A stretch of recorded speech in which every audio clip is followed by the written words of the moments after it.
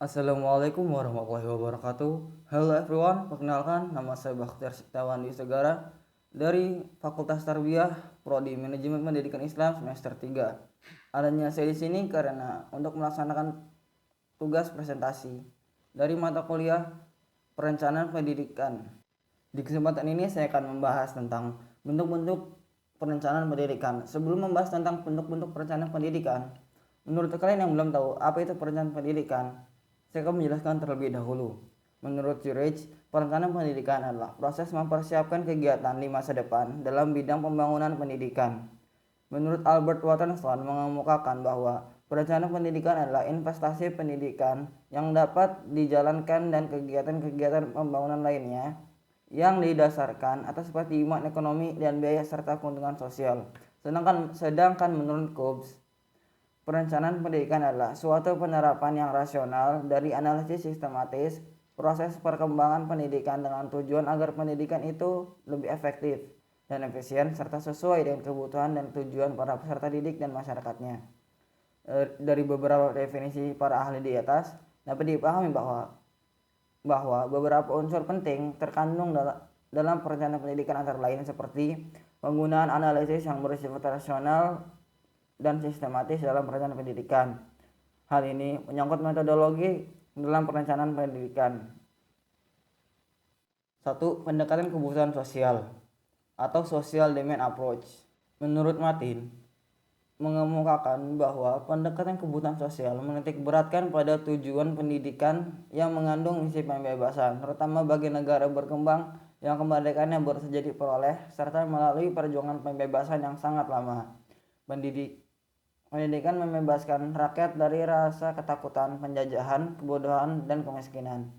Misi pembebasan yang menjiwai tuntunan terhadap pendidikan merupakan inspirasi politik rakyat. Oleh sebab itu, tuntutan sosial ini merupakan tekanan keras bagi perencanaan pendidikan. Dengan melihat karakteristik tuntutan ini, dapat ditarik kesimpulan bahwa pendekatan ini lebih menekankan pemerataan kesempatan atau kuantitatif dibandingkan aspek kualitatif. Contoh dari penerapan pendekatan ini adalah wajib belajar sekolah dasar. Pendekatan kebutuhan sosial ini adalah pendekatan tradisional bagi pembangunan pendidikan dengan menyediakan lembaga-lembaga dan fasilitas-fasilitas demi memenuhi tekanan-tekanan untuk memasukkan sekolah serta memungkinkan pemberian kesempatan kepada pemenuhan tugas perencanaan pendidikan. Kesempatan kepada pemenuhan keinginan-keinginan murid dan orang tuanya secara bebas. Dalam model kebutuhan sosial ini, tugas perencanaan pendidikan adalah harus menganalisa kebutuhan pada masa yang akan datang dengan menganalisa pertumbuhan penduduk, partisipasi dalam pendidikan, arus murid, dan keinginan masyarakat. Ada 3 kelemahan pendekatan kebutuhan sosial, yaitu 1. Pendekatan ini mengabaikan masalah alokasi dalam skala nasional dan secara samar tidak mempermasalahkan besarnya sumber daya yang dibutuhkan karena beranggapan bahwa penggunaan sumber daya pendidikan yang terbaik adalah segenap rakyat Indonesia.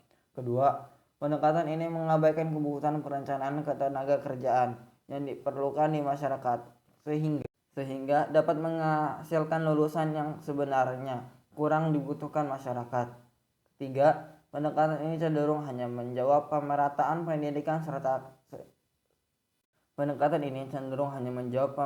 pendidikan saja, sehingga kualitas lulusan lebih diutamakan ketimbang kualitasnya. 2. Pendekatan social justice. Social justice atau dalam bahasa Indonesia yang berarti keadilan sosial merupakan konsep multifaset yang mencakup berbagai dimensi. Hal ini tidak hanya melibatkan distribusi sumber daya, tetapi juga pengakuan dan validasi beragam identitas dan pengalaman. Hal ini mengharuskan kita untuk menantang dan membongkar sistem penindasan yang melanggang kesenjangan dalam institusi pendidikan. Lebih jauh lagi, keadilan sosial dalam pendidikan menekankan pada penciptaan lingkungan belajar yang inklusif. Artinya, menghargai dan menghormati keberagaman latar belakang, sudut pandang, dan budaya siswa. Dengan merangkul keberagaman ini, kita dapat menumbuhkan rasa memiliki dan memperdayakan siswa untuk merayakan identitas mereka sambil belajar dari orang lain. Selain itu, keadilan sosial atau social justice dalam pendidikan mengakui perlunya pedagogi kritis. Hal ini mendorong para pendidik untuk melampaui metode pengajaran tradisional dan melibatkan siswa dalam pemikiran kritis, refleksi, tindakan. Pendekatan ini bertujuan untuk memperdayakan siswa untuk mempertanyakan dan menantang norma-norma sosial dan sistem ketidakadilan. Keadilan sosial secara luas dipahami berkaitan dengan gagasan keadilan, kesetaraan, dan inklusi. Pendekatan keadilan sosial mengakui dampak hubungan kekuasaan baik pada tingkatan masyarakat maupun individu, serta bagaimana ciri-ciri struktural tertentu dalam masyarakat menciptakan ketidakadilan, serta bagaimana ciri-ciri struktural tertentu dalam masyarakat menciptakan ketidakadilan dalam distribusi sumber daya dan peluang pengambilan keputusan. Selain itu, pendekatan keadilan sosial mencari berbagai cara untuk membuat situasi masyarakat lebih adil. Pendekatan demokratis. Secara terminologis dapat dikatakan bahwa demokratisasi dalam lingkup pendidikan dalam pembelajaran berarti pemberian peluang yang sama kepada setiap anak berusia sekolah yang di Indonesia sekitar umur 7 sampai 15 tahun untuk memasuki lembaga pendidikan atau persekolahan yang ada. Kalau secara umum dapat dikatakan bahwa kebijakan ini sebagai pemberian peluang yang sama kepada rakyat untuk mengikuti upaya pendidikan yang ada. Ini berarti pemberian pemerataan kesempatan pendidikan kepada semua.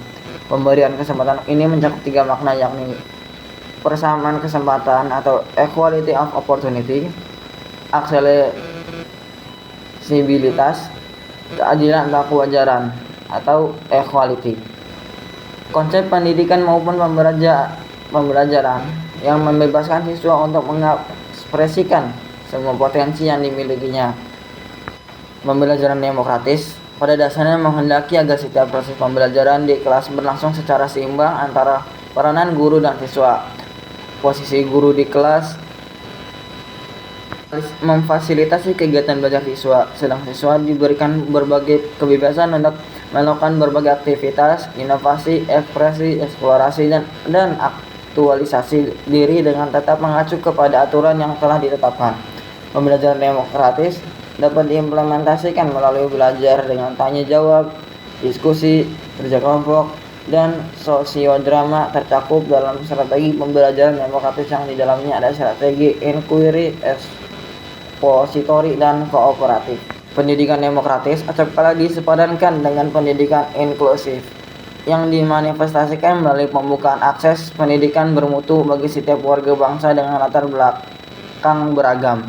Juga pendidikan demokratis merupakan proses dan lingkungan pembelajaran yang dirancang untuk memelihara kelangsungan kehidupan yang demokratis, pengembangan sikap tanggung jawab dalam masyarakat, ketaatan terhadap perilaku etnis, dan penanaman secara pandang luas atau global. Selain sebagai pembelajaran tentang proses demokratis dalam pengelolaan pemerintahan demokratis, pendidikan diwujudkan dalam sekolah atau pembelajaran demokratis. Sekolah demokratis dicirikan dengan keterlibatan stakeholder atau guru, murid, pimpinan sekolah, staf, dan orang tua murid atau masyarakat dalam hal-hal yang berkaitan dengan tata kelola sekolah dan pembuatan keputusan pendidikan yang seharusnya dipadu dengan nilai-nilai dan melalui proses yang demokratis. Dalam sekolah demokratis, peserta didik dilibatkan dalam penyelenggaraan sekolah seperti penentuan pembelajaran, memilih apa yang ingin dipelajari menurut rangkaian waktu, dan kepemimpinan yang dibangun atas penghormatan kepada publik. Seorang pimpinan sekolah mempunyai 10 ciri khas utama, antara lain seperti yang mempunyai komitmen yang tinggi untuk mendengar orang lain dan empati, menjadi baik untuk dirinya dan orang, kemampuan melihat lebih jauh dan melakukan perubahan, transparan, jujur, dan konsisten untuk mendorong partisipasi peserta didik dan unsur lain dalam komunitas belajar. 4. Pendekatan school mapping atau pemetaan sekolah. School mapping atau berarti pemetaan sekolah dalam perencanaan pendidikan semula dikembangkan oleh perencana pendidikan di Prancis tahun 1959 dalam usaha memecahkan persoalan pembaruan struktur pendidikan di negara tersebut serta kegiatan riset untuk memenuhi kebutuhan real. Kemudian secara intensif diuji coba oleh IIEP atau International Institute for Education Planning, akhirnya disadari dan diakui kegunaannya oleh UNESCO, baik dalam rangka penggunaan sumber-sumber pembiayaan pendidikan yang terbatas secara seefisien mungkin, maupun untuk mendorong meningkatkan perlakuan yang sama dan pemerataan dalam suatu sistem pendidikan. Pemetaan sekolah merupakan suatu usaha yang membantu dalam perencanaan pendidikan daerah. Di dalamnya mencakup dua pengertian, yaitu proses dan produksi atau hasil.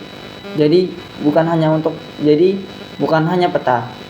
Produk pemetaan yaitu gambaran tentang situasi pendidikan suatu daerah. Yang hal variabel pendidikan yang kuantitatif, data demografis, keadaan geografis, dan keadaan yang diharapkan pada masa yang akan datang. Proses pemetaan merupakan kegiatan yang tahapannya meliputi 1. Penyusunan data statistik yang diperlukan data rutin yang bukan rutin. 2. Pengadaan peta dalam skala tertentu. 3. Penetapan standar tentang sekolah, luas ruangan dan peralatan yang diperlukan, sasaran yang harus dicapai pada waktu tertentu, dan standar lain yang relevan. 4. Kegiatan mempersiapkan format-format. 5. Menganalisa data yang dikumpulkan dan membandingkan dengan standar untuk menyusun rekomendasi tentang upaya pengembangan sarana dan prasarana pendidikan secara kuantitatif dan kualitatif. Melihat luasnya masalah yang digarap dalam pemetaan sekolah, dapat dipikirkan betapa banyaknya jenis disiplin atau ilmu pengetahuan yang turut memberikan bantuan. Pemetaan sekolah sangat tergantung kepada sistem pendidikan, peraturan atau ketetapan yang ada, keadaan sosial ekonomi, dan sebagainya. School mapping atau pemetaan sekolah erat hubungannya dengan perencanaan alokasi dan lokasi sekolah. Yang dimaksud dengan alokasi sekolah adalah jumlah sekolah tertentu yang telah direncanakan atau ditentukan bagi suatu daerah untuk mencapai targetnya. Sedangkan yang dimaksud dengan lokasi sekolah yaitu letak atau site sekolah, artinya menentukan letak fasilitas sekolah yang baru agar fasilitas itu dapat dipergunakan secara optimal sesuai dengan keadaan setempat. Yang kelima dan yang terakhir yaitu pendekatan intra-educational extrapolation. Model konsepnya relatif sederhana dan terbuka, namun teknisnya cukup menantang dan kompleks. Terlebih manakala terlibat dalamnya berbagai pilihan perubahan dari satu ke lain bagian. Cara kerjanya menghitung implikasi kuantitatif dari karakter yang menjadi target pendidikan. Bila ingin mencapai target tertentu pada tahun tertentu, maka perencanaan pendidikan harus mengekstrapolasi dari angka-angka yang ditargetkan tersebut kepada angka lain seperti suplai guru, pembangunan gedung baru, pencetakan buku ajar, serta skedul waktu dari setiap item target. Dalam kaitan ini, statistik merupakan instrumen penting supaya analisis tentang capaian target dari satu bagian ke bagian daerah lain dapat diurai dengan tepat dan baik. Pendekatan ini terdiri dari memperkirakan implikasi kuantitatif terhadap sistem secara keseluruhan, artinya menetapkan target untuk satu karakteristik atau ciri atau aspek tertentu dari sistem pendidikan. Oleh karena itu, jika targetnya adalah mencapai pendidikan dasar universal hingga tingkat kelas tertentu pada tahun tertentu, maka perencanaan pendidikan akan mengekstrapolasi dari data yang ada mengenai cara penyediaan guru, jumlah guru, dan jumlah guru yang tersedia, pembangunan gedung baru, produksi buku pelajaran baru, dan sejenisnya. Perlu dijadwalkan untuk memastikan bahwa target akan tercapai. Analisis semacam ini memerlukan berbagai jenis statistik aliran sebagai alat yang penting. Misalnya, Konstitusi India hingga ke-86 memberikan pendidikan gratis dan wajib kepada anak-anak kelompok usia 6-14 tahun. Nah, itu dia dari pembahasan dari mata kuliah perencanaan pendidikan, bentuk-bentuk perencanaan pendidikan. Sekian dari saya. Wassalamualaikum warahmatullahi wabarakatuh.